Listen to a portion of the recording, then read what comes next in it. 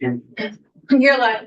Oh, was it on? So, this is the Senate, Conference Committee on, or the House and Senate Conference Committee on, the 944, the T bill.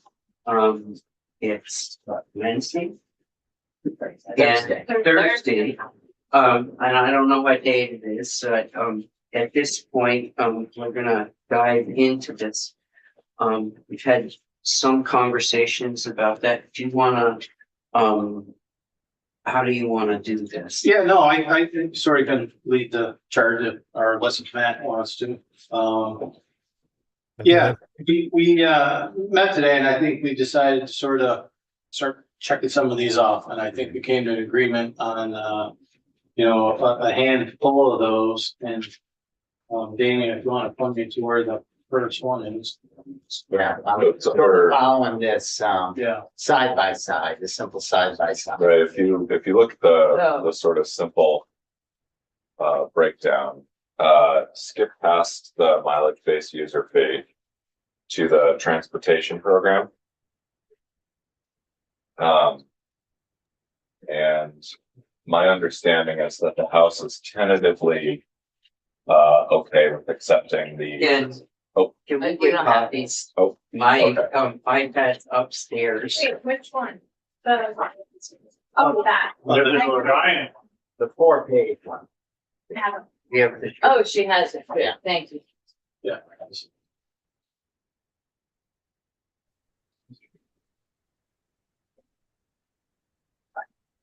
So yeah, so the first thing was the swapping out money of the tip fund. That's a procedural thing. It gives confidence that if we do ever go out to bond getting that dedicated towards 30-year or longer running projects. So that's amenable to us. And is that in here, Damien? It is, so that would be found in sections 4 and 5. In the draft in front of you. Section 4 begins on page 8. And then section 5 begins on page 9. And on this short, it's on page 3. Yes. Transportation program in the middle of the page, just under it. So 1.75 in tip funds in lieu of transportation funds for our state highway bridges. So what we're fine with swapping out that money, what is still in play is obviously where that 1.7 million goes. I think we're comfortable doing the district leveling, but that is predicated on with something that's in our control, the 3 million of pilot money going towards town highway program, which we would like to see. Is that fairly accurate, Chair Walker? Yes, sir. I appreciate that. Representative Corcoran, we agree with the construct in yours is better, but on that part of moving the money, but we're not prepared to leave without help for town highways in some form. And if it happens in that other program or it happens here, we are completely committed to finding additional help for our towns to deal with the situations that they're in. I would. As I'm sure you are. Well, I would say that it is in the big bill, the appropriations bill on the Senate side. And if we could get the House to just say yes, we'd love that. Well, in this case, I find us in agreement there. It's kind of an awkward situation. Yeah, we're all tied together. So the next section was. So those are the first, this first piece right here. Yep. Yeah, those first 3. Yeah. Yeah. Well, all of this. Yep. Yeah. And then with the middle one, the allocation for statewide district levelings being predicated on. Yep. The $3 million in pilot funds going to town highway aid in the big bill. Okay. So then if you turn to the last page, the next area where there's agreement is the Drive Electric Vermont, the extra $50,000 in the Senate position. which was part of that 1.7 and 1.75 transfer.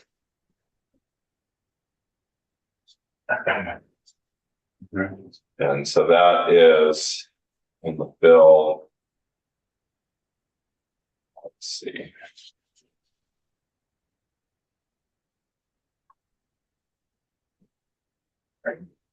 Wrong. That's a wrong draft here. I apologize. While we did concur with that, obviously we had some concerns about that in general. And Chair Walker, I don't know if you want to sort of talk about the sort of our heartburn on that with the testimony that we received. I think that I'd like to mention two things. Representative Burke, in her 18 years, has been a huge and steadfast proponent, and she advocated heavily for it in committee most of her years, including this one.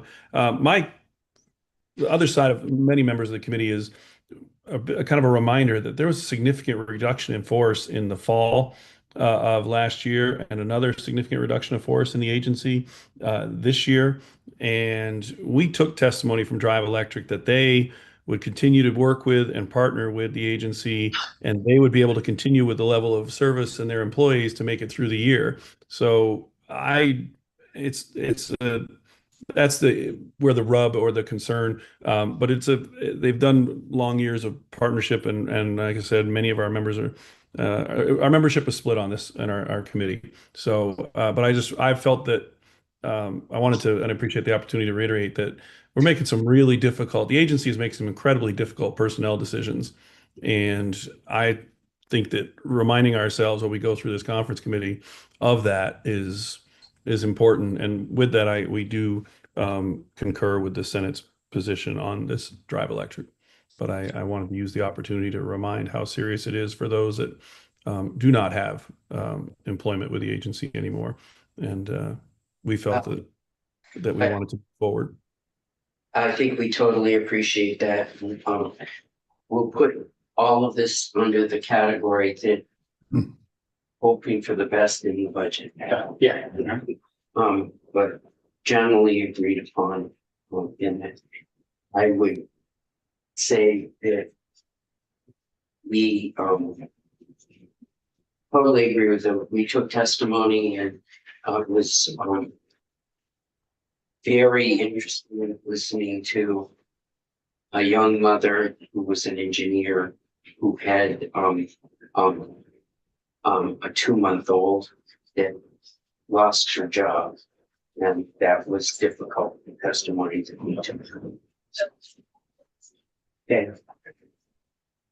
So the next changes or next areas of agreement are found in the section 33, which is on page 28 of your bill. And this is the public transit demand response, non-emergency medical transports. So there was language proposed by Jamie Pian to clarify that the grants are competitive and that the mobility management activities be intended to reduce costs related to non-emergency medical transports. And with that, my understanding is the parties are in agreement. And then in section 34 on the next page, going on to going on to page 31. Before we move on, just curious, is that been settled in the big bill, that 300,000, or is that still in play? All the AOP parts are not settled. There is a block for weight. Okay, so technically this may or may not change depending on the outcome. Okay. So we have the policy there, hopefully the funding. Yeah. Will follow. Well, and again, I'll just sort of speak to that. This is an important piece of our public transportation, this transport, using as many volunteers as possible. So hopefully we'll securing. Yeah, and it's worth noting that the language in there is contingent on amounts being appropriated. So if the amount is 0, Well, just. yeah. Is this also on the side by side? It's It is, right here, yeah, so we're in the Senate only provisions at this point. page 4. Yep. And on the bottom, it's only on the Senate side. Yeah, Let's find it. Senate only provisions on page 4. The first one.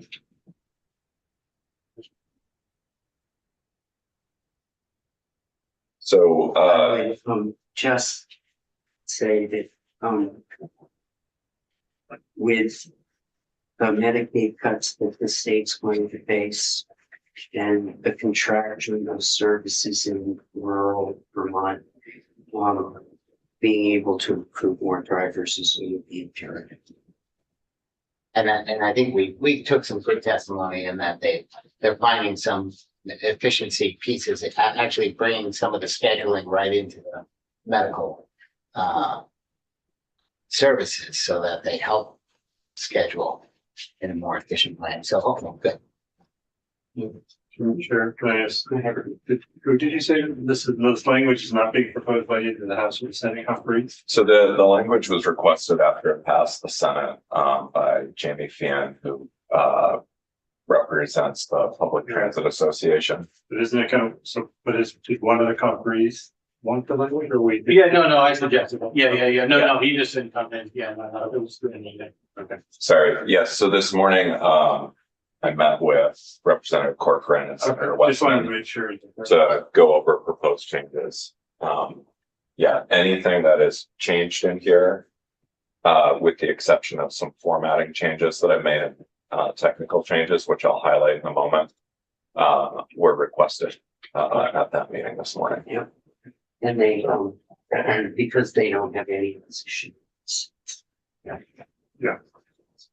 So the next is the real-time status of publicly available EV chargers.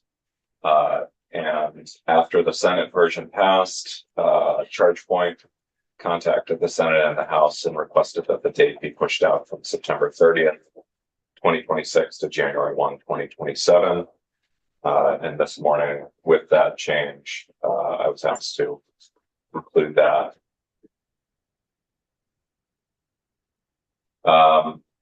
And then finally, the last section where there is agreement is the language around installation of chargers at common interest communities. And again, after it moved out of the Senate, there was a request that was submitted to the Senate, and I'm not sure if the House received this or not, to extend the deadline for when something is deemed approved from 60 days to 90 days to reflect the challenges that small common interest community boards have in reviewing these requests. And then, I'm sorry, there is one other change that was agreed to this morning. So the discussion this morning was around, if you remember, the Senate bill included the late addition of 10 sections of technical corrections requested by the Public Utility Commission. Those have been narrowed down to 5 sections, repealing the provisions related to log drives, because we no longer have log drives in the sense, in that sense in the state, and anything in those waters needs an A&R permit. And the request to repeal it came from Department of Forest, Parks and Recreation. The other changes that I just want to note, I eliminated all of the deleted sections in the Senate bill. And in the Caledonia County State Airport section, I eliminated provisions that weren't being changed just to shorten up the draft. In the original draft, I kept the full language for context. And then the effective date section has been cleaned up to take out continued and delayed effective dates. Just to be clear, we eliminated the 5 sections that were related to log drives. The other 3 sections, it was indicated that that they might like some testimony on that or that, so we took those sections out. that's what's being, waiting for them. What do you mean you took them out? They aren't in the bill. Yeah, So so we left it in the log. Rolling or whatever it's called. log drives, Log There drives. was one that dealt with the railroad issue. railroad taxes. So yeah, House Ways and Means took testimony on that. It was suggested that they might need testimony on Be that. the very end of the side by side. You know, it's pretty straightforward. It does, I don't know, Fair Walk, I mean, we didn't really take any testimony and anytime you deal with This PUC. one. Who knows what can, I mean, it seems technical, but yeah. And then the prior page, there are these three. We can have further discussions. They had come to us late in the process of building the T-bill and coordinating for areas a little bit outside of our area. We chose not to take it up, and it's sort of out of our range on some of it and the depth. And so I don't have any testimony to back it up as to what we should or what. So we did not take it on, and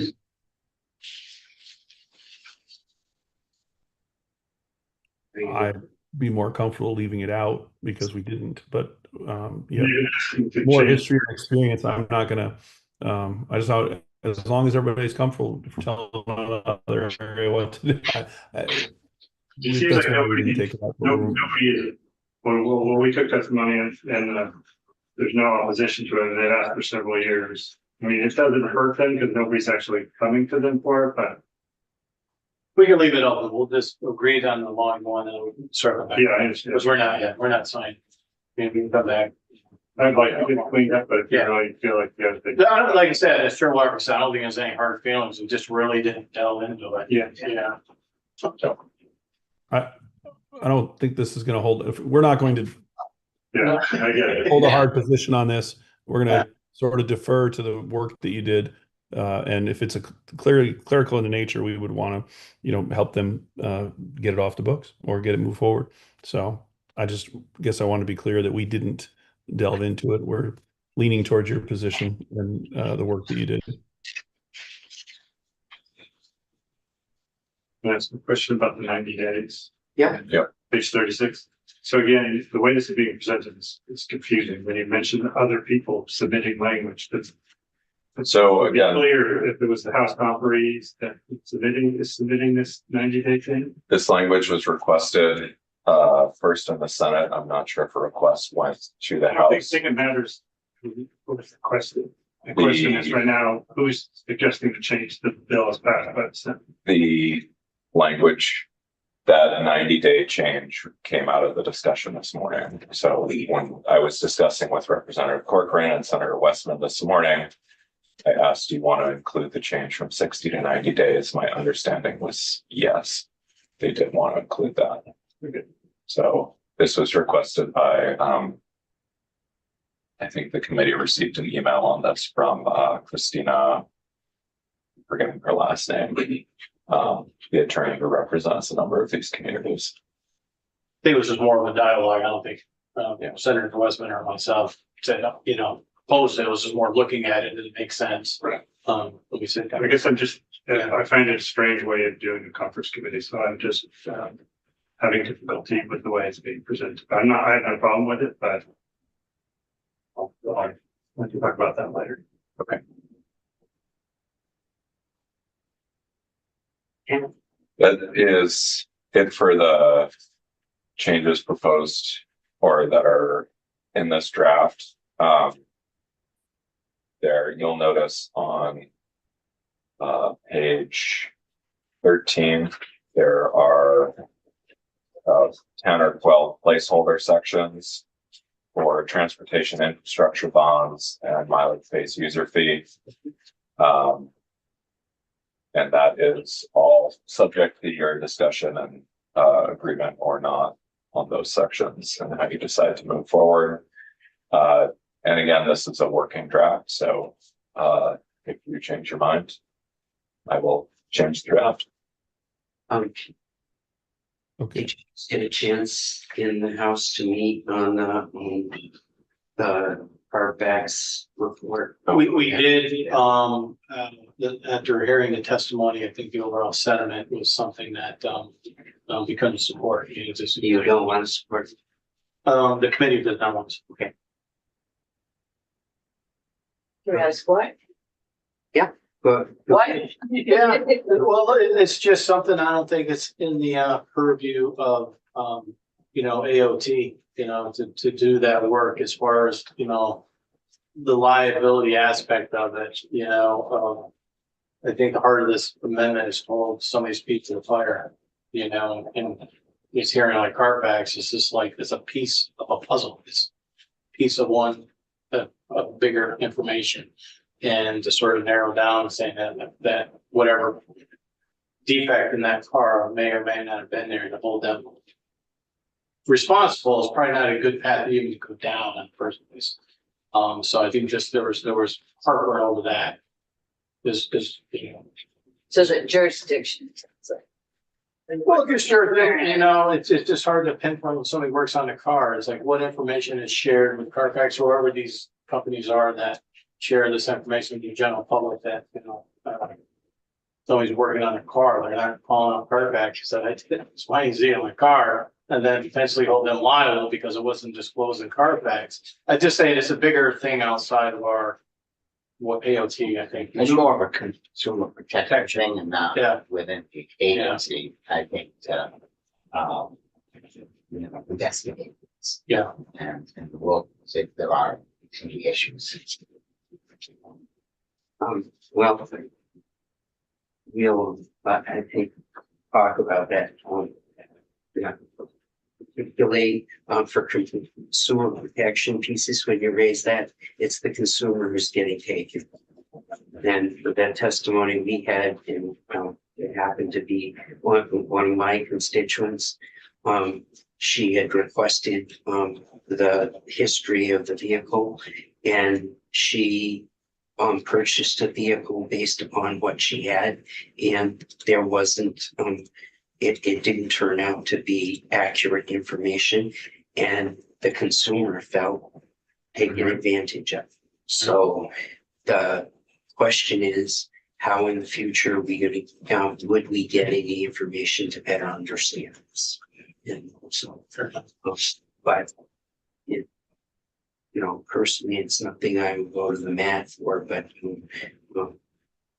I think we felt there is an issue.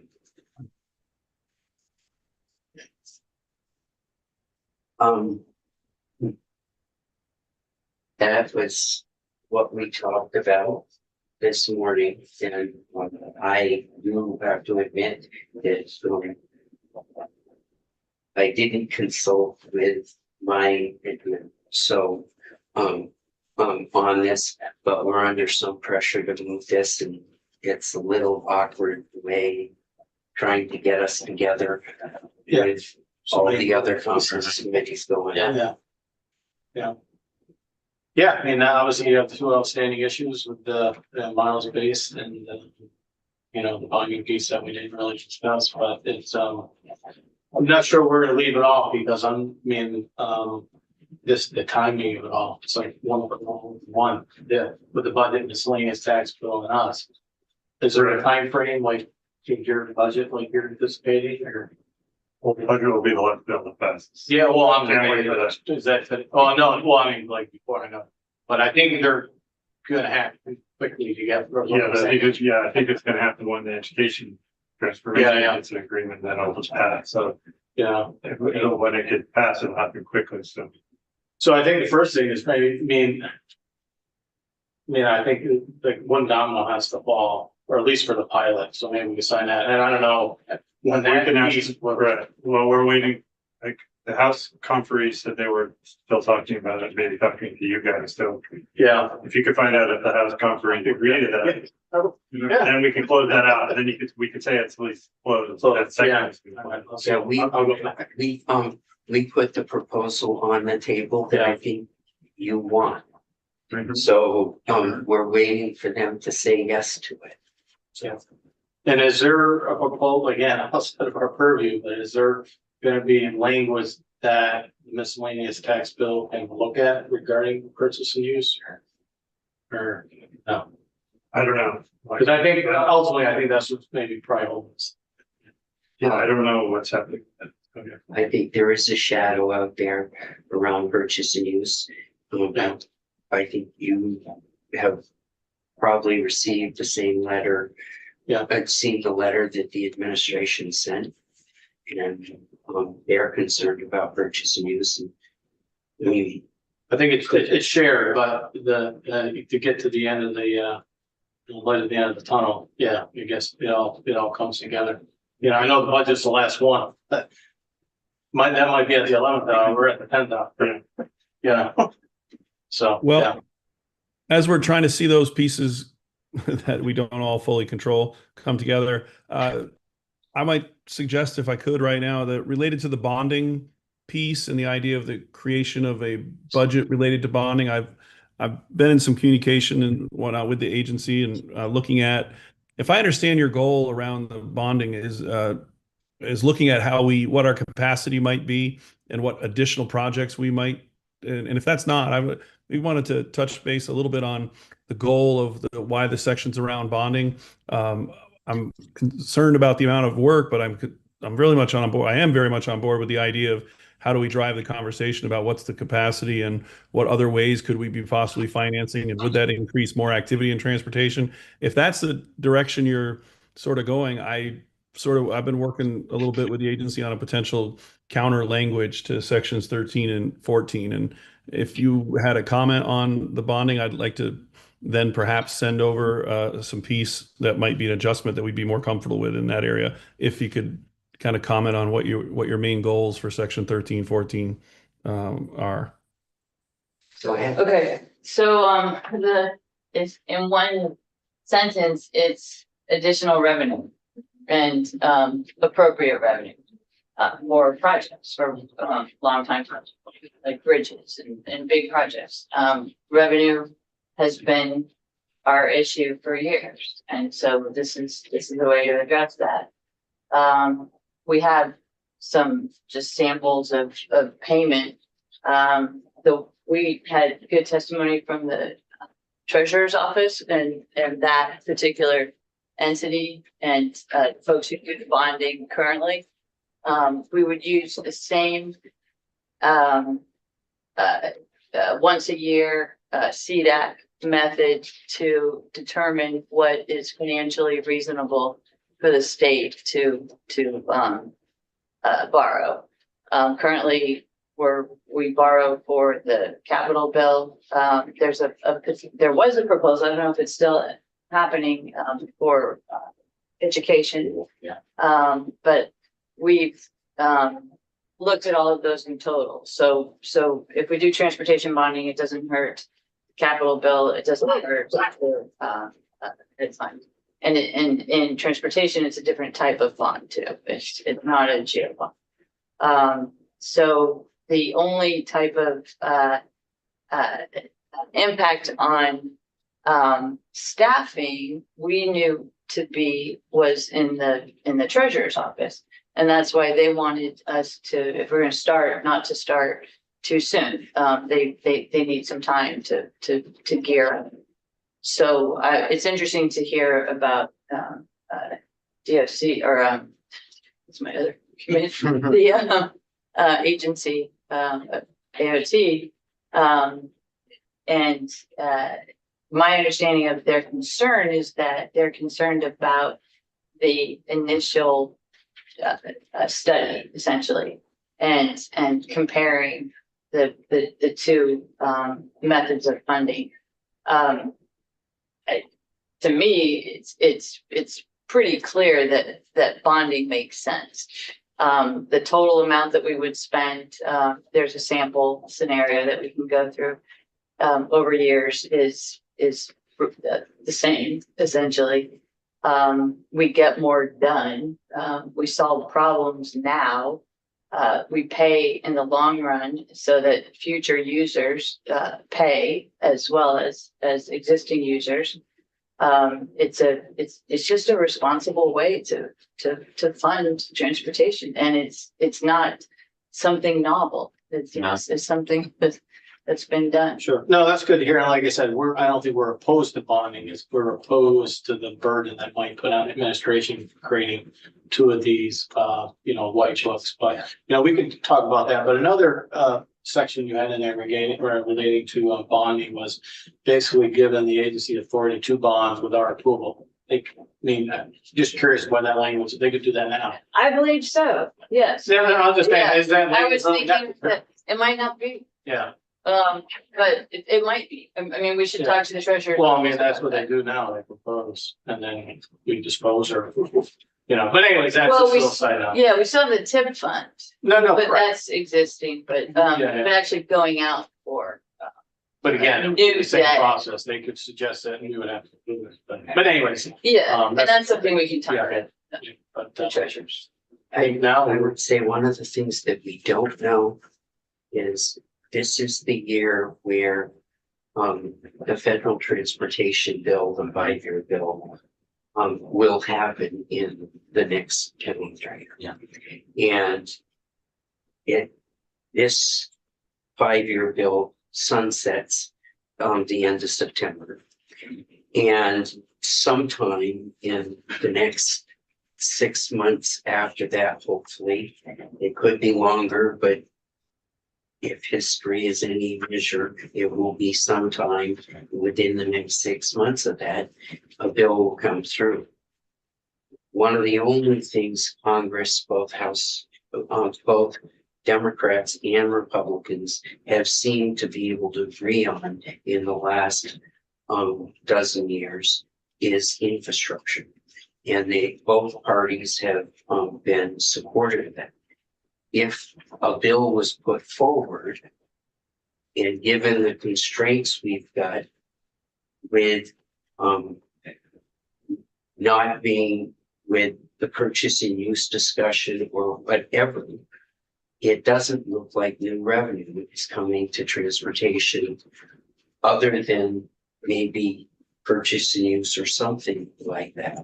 So that being the case, what are our tools? Bonding for us at least look like a potential tool that we should look at and make sure that we have the information next January and whoever's here next January has the information to be able to move ahead. So the structure of all of that, I think we're open to talk about, but we need the information to be able to move ahead just in case. And we have, as you've heard, members that are better versed than I am from an institution committee position that would think this is a proper way to go. And I would agree that having the information about this is very important. We at least consider. Yeah, and that's well understood. I think there's a path forward where we can try to accomplish that goal, and at the same time not overburden the administration basically with 2 white books. But as Chair Walker said, he has some language that he's been working on, and in our next meeting, we can maybe submit that. I think that's the direction. I think that the conversation about how you do things at today's prices and not tomorrow's is what it sounds like to me. What I also say though that I haven't been on the committee that long, and when I first got here, all the talk was about how excited everybody was that we paid off the bonds and that we've been operating 4 or 5 years without them. So I don't think we need to solve that part. I do think we need to have this conversation about more action sooner. So Senator Harrison, I appreciate you sharing where you're coming from. I think that we're all on board with it. How do we discuss getting more done and the right way to pay about it? So if it's possible, then I will send out what we've been working on and see if it accomplishes the same thing while coming in with the concerns that I've been hearing. So that would be my next step, was to send it and see if we can get the goal and involve the treasurer's office and understand what's already laid out there and bring that presentation to both committees for next year and bring that potential options. in a way that works. So I will, if you can, if that sounds, I will send out a counter proposal, I guess, to the language that tries to accomplish the same thing with the feedback that I've been getting. Yeah, I think we're in agreement. I mean, there are times when you bond, you know, you might borrow money to fix the roof on your house. Yeah, there might be projects that, you know, by repairing them sooner or upgrading them sooner is gonna save money. And certainly some resiliency projects, flood resiliency projects that, you know, we might not be able to do right now, and we might be able to pull those forward. So it's a tool in the box, and I think what you're saying is let's pull the tool out and see if it fits. Right, okay. So I'm glad you brought up your house, because that's a fundamental difference between like a mortgage and a bond, a government bonding, because you should be happy when you pay your mortgage, right? That's a, or burn it if you ever have a paper one anymore, but that is a good thing for your family, because now you reduce debt. But for a government, debt is not necessarily a bad thing if you use it carefully. Again, because we have future, people who aren't here now who are going to be using those bridges, and they get to pay. It's a way to diversify who's paying, and just financially it makes sense, because we're not a one family. You might think you're a family, but we're a government, and it's our responsibility, and this is a way to just do what needs to be done. At that, I think Just play it by ear. Maybe, I don't know if you want to meet this for this, when we get the language, if they're screaming at if you, you just wait. did have that language, I think that would be great. Yeah. And, we'll, at this point, if you take us offline, we will, Do you want to schedule another meeting or not? I would think that, can you do tomorrow morning? Yes, the earlier the better. 8:30? That's fine. Okay.